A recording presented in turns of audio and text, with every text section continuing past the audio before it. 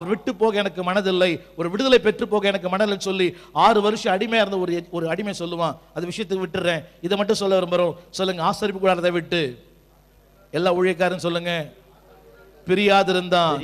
ஒன்றை சொல்ல விரும்புகிறேன், புகழ்ச்சியில் விழுவதை விட கிருபையில் விழுவதை விட தேவ சமூகத்தில் விழுந்திருப்பது ஆசீர்வாதம். எல்லாம் சொல்லுங்க, புகழ்ச்சியில் விழுவதை விட கிருபையில் விழுவதை விட 1000 பேருக்கு பிரசங்கம் பண்றதை விட ஆண்டவரோடு கூட பேசுறது ரொம்ப ஆசீர்வாதம். ஹலோ, அதுக்கு நிறைய ஒரு இன்னும் சொல்றேன். நம்மலாம் பாஸ்டருக்கு நமக்கு தேவையில்லை, ஆனால் விசுவாசிகள் சொல்லுங்க. காயின் கர்த்தருடைய சந்தை விட்டு விலகி போனான்.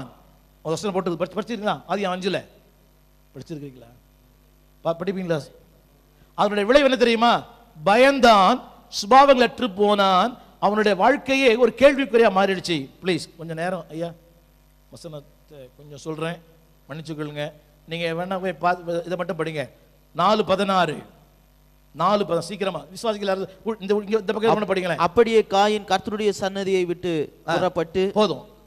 அதுல பாருங்க, when you spend, அடிக்கடி சொல்லி இருக்கிற சர்ச்சில் கூட, the time that is spent with the Lord, it is not spending, it is investing. எல்லா ஊழியரும் சொல்லுங்க, தேவனோடு செலவு செய்யும் நேரம் செலவு செய்யப்பட்ட நேரம் அல்ல, அது முதலீடு செய்யப்படுகிற நேரம். என் அன்பு ஊழியர்களே, நீங்க ஜெபம் பண்ணாத விசுவாசி ஜெபம் பண்ணுவான். இதை மட்டும் சொல்ல விரும்புறேன். கர்த்தர் சந்தை விட்டு விலகி வரும் என்ன நடக்கும்? 14 கர்த்தர் சன்னதியில் நீங்க ஒண்ணு மறைந்திருங்க, இல்லாவிட்டா நீங்க என்ன எப்படி வாழ்வீங்க தெரியுமா? 14 முதல் 3ஆவது வரி, மறைந்திருப்பீர்கள், அலைந்து கொண்டிருப்பீர்கள், எதிர்காலத்தை பற்றி நம்பிக்கை இல்லாதிருப்பீர்கள்.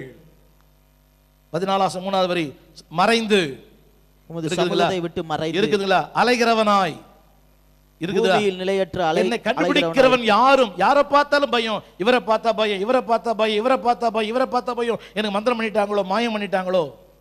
நிலையற்ற வாழ்க்கை, அலைகின்ற வாழ்க்கை, அலசடிப்படுகிற வாழ்க்கை. அது மட்டுமல்ல, எதிர்காலத்தை பற்றி நம்பிக்கை இல்லாத வாழ்க்கை. என்னை கண்டுபிடிக்கிறவன் என்னை கொன்று போடுவானே, நிச்சயம் இல்லாத ஒரு வாழ்க்கை. ஆனால் தேவ சமூகத்தில் விழுந்திருந்தால் அன்பானவர்களே, ஒரு நிச்சயமுள்ள வாழ்க்கை கத்த தருவார். ரொம்ப நேரம் பேசிட்டேன். சொல்லுங்க, தமிழ்ல யுத்த வீரனாக இருந்தான். யுத்தன் அல்ல, கர்த்தர் ட்ரெயின் பண்ணாரு.